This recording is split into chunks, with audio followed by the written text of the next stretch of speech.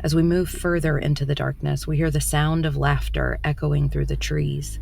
It is the laughter of Richard from Private Dick's podcast, who, along with some friends, delights in telling tales of the unsolved and the supernatural, with a twist of that wicked laughter thrown in. Hi, my name's Richard from Private Dick's podcast. Today, we're going to solve a mystery from my favorite holiday, Halloween.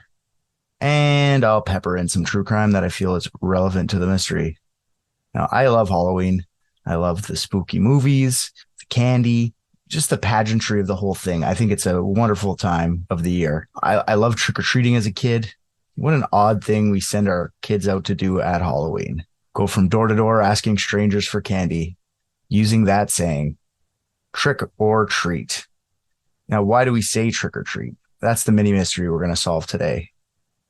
Believe it or not, originally, trick or treat was meant as a threat.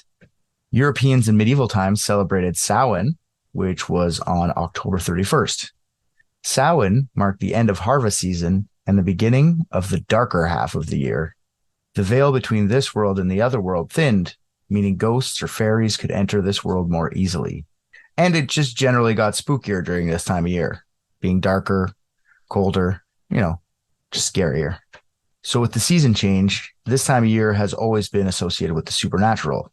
Now, by the year 993, the Christian Church implemented All Souls Day, a day to celebrate and honor their dead ancestors. With All Souls Day came the practice of souling. On All Souls Day, people would bake these little cakes that they called soul cakes, or souls for short. The souls were then given to kids and the poor who would go door to door begging for souls.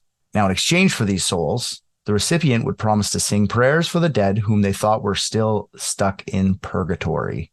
This was called souling. Then the tradition of guising was invented in 16th century Scotland.